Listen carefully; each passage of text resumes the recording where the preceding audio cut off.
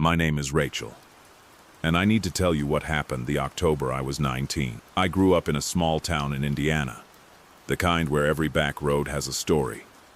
But one place got talked about more than any other. An abandoned farmhouse past Miller's Field, half a mile off the road. Dead cornfields, a broken fence. The details always changed depending on who was telling it. But one thing never did. Something bad happened in that house. No one ever said exactly what, just that the father died there. And a week later, the mother packed up the kids and disappeared. No goodbye, no explanation. That was enough to make it legend. One Friday in October, my friends Jenna and Mark decided we were going. We were 19, bored, and completely sure nothing could happen to us. Mark parked near the field entrance. We walked through dry corn, using our phone flashlights. And when the house finally came into view, my stomach dropped. It was bigger than I expected. 2 stories. White paint peeling off in long strips. The porch sagging on one side like a broken jaw. The upstairs windows were black. Not just dark. Black. There was nothing behind them at all. Then Jenna grabbed my arm. One of the downstairs windows was open. Not broken. Not cracked. Open. She laughed. That kind of laugh that's really just fear wearing a mask, and said maybe someone had already been inside. Still, we climbed in.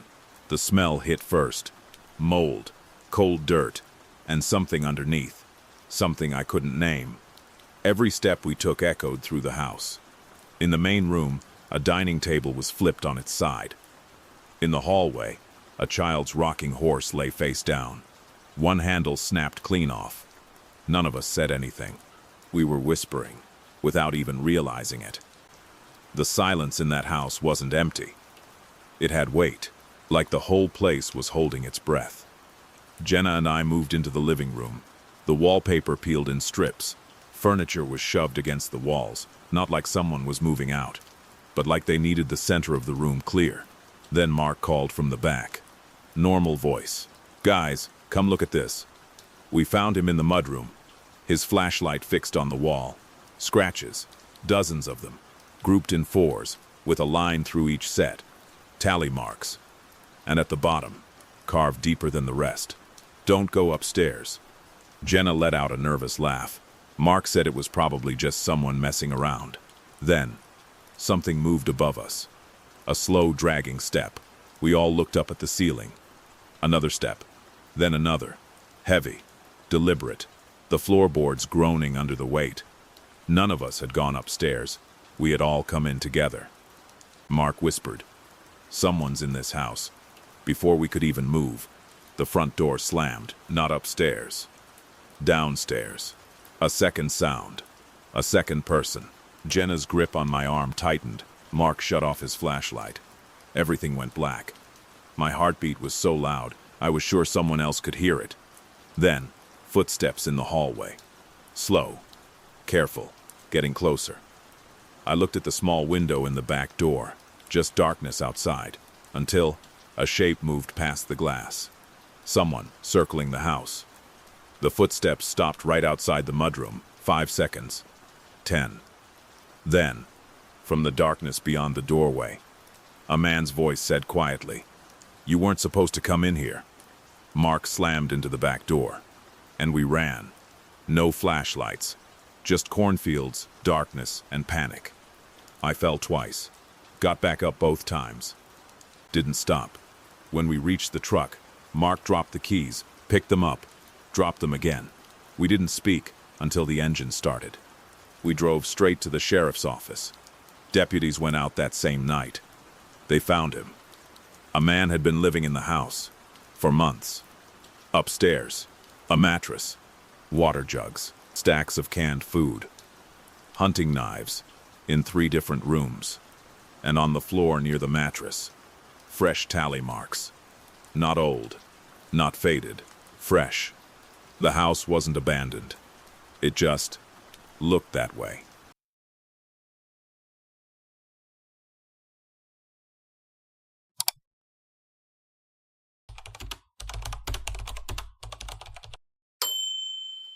My name is Melissa. This happened to me and my younger brother Tyler. Our grandmother passed away that spring. She'd spent her last years in assisted care, so the house in western Pennsylvania had already been sitting empty for a long time before she even died. When she passed, nobody in the family wanted it. The plan was simple: drive out, sort through what was left, decide what to keep before the property sold. Tyler and I got there late on a Saturday afternoon. The house sat alone at the end of a gravel lane, woods pressing in on three sides, a steep hill rising behind it. It wasn't a large place, but it felt isolated in a way that settled wrong in my chest from the moment we pulled up. My uncle had told us only one kitchen line still had power. Everything else was dead. We planned to stay one night. The drive was too far to make it back the same day. For the first few hours, it felt fine. We sorted through boxes downstairs. Dishes, photo albums, a whole basket of sewing supplies I remembered from when I was small. Then around 8:30, Tyler went outside to grab another tote from the car. When he came back in, he asked why I'd turned a light on upstairs. I told him I hadn't been upstairs. He said he'd clearly seen a light in one of the second-floor windows while he was outside. We walked to the front door together and looked up. Dark. Every window.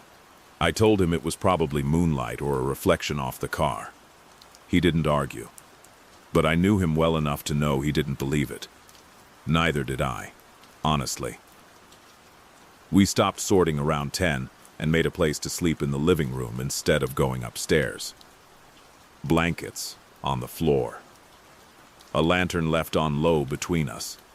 Sometime after midnight, Tyler said my name. Just a whisper. I opened my eyes, and he was already sitting up, staring toward the staircase. At first I heard nothing. Then a soft thump from above. Then another. Footsteps. I sat up. The house was old. Old houses make noise. I knew that. But these were too steady, too evenly spaced. The rhythm of something deliberate, not something settling. Tyler said very quietly, "There's someone up there." Before I could answer, we both heard the bedroom door at the top of the stairs begin to open. Slow. Careful. The lantern light didn't reach the staircase, but we heard every inch of it. Then, the clicking started. A light switch. On, off, on, off. Testing it. The power up there was supposed to be completely dead. I grabbed my phone and put the flashlight on the stairs. Empty. Then, just for a second, a warm yellow glow pushed out from underneath the half-open bedroom door at the top of the stairs. Gone as fast as it appeared. Tyler swore. We backed slowly toward the kitchen, both of us keeping our eyes on the stairs. I called my uncle. No answer. Then I called 911. While I was on with the dispatcher, the footsteps crossed the upstairs hallway. Then moved directly overhead. Then stopped. Right above the kitchen. Right above us. I understood something in that moment that I haven't been able to shake since. Whoever was up there had been listening. They'd tracked where we went. They knew exactly which room we were standing in. The dispatcher told us to get outside if we could do it safely. The back door was right there.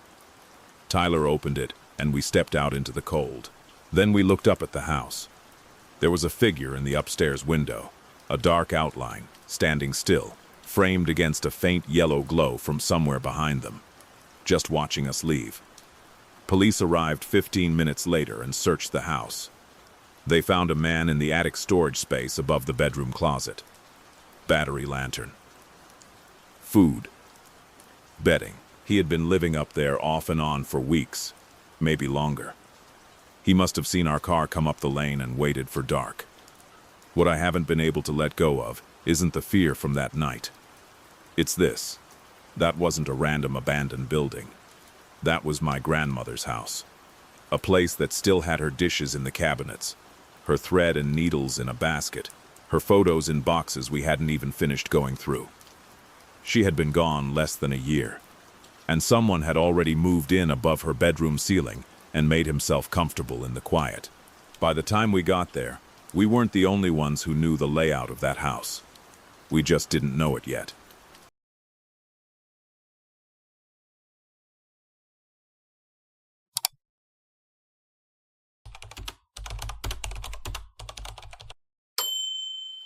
My name is Evan. I was 23 when this happened. I worked maintenance for a property company in Ohio. Most days it was simple work, changing locks, checking for water damage, taking photos of vacant houses before they got listed. One Monday morning, my boss handed me a key to an old colonial on Ashbury Lane. Bank foreclosure. Empty for at least a year. Interior photos by end of day. That part matters. The neighborhood was quiet. Older homes, tree-lined streets. The house looked neglected but normal. Brown brick, white shutters, a front yard buried under dry leaves. I unlocked the front door and went in alone. The dust was the first thing I noticed, thick enough to drag a finger through. On the tables, the railings, the shelves.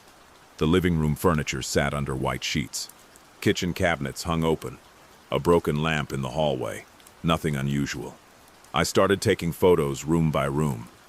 Then I went upstairs. The dust was even heavier up there, except for one room.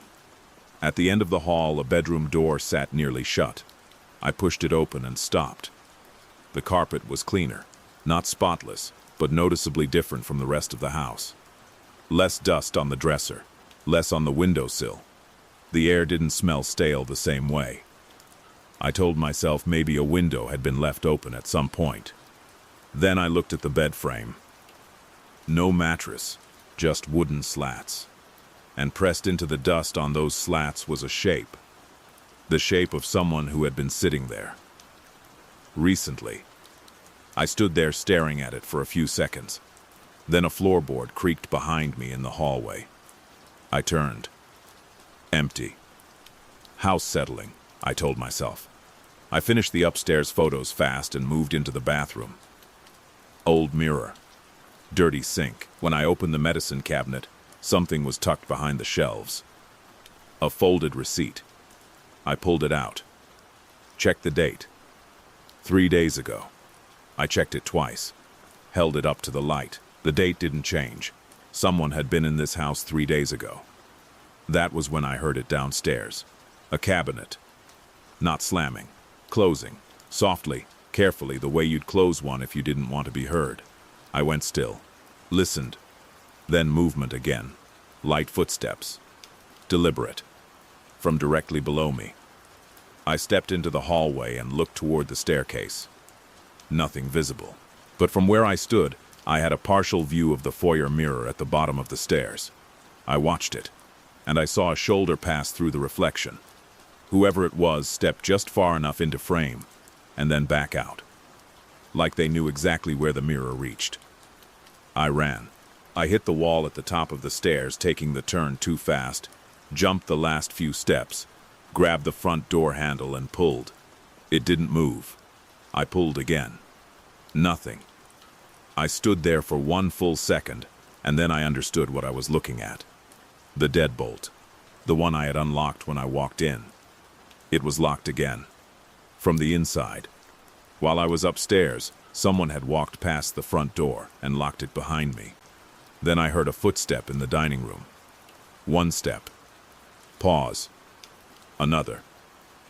Slow and unhurried, like they already knew the door wasn't going to open for me. I threw my shoulder into the door frame. Once. Twice. On the third hit, the old latch gave just enough. I stumbled out onto the porch and ran to my truck without looking back. Police searched the house 30 minutes later.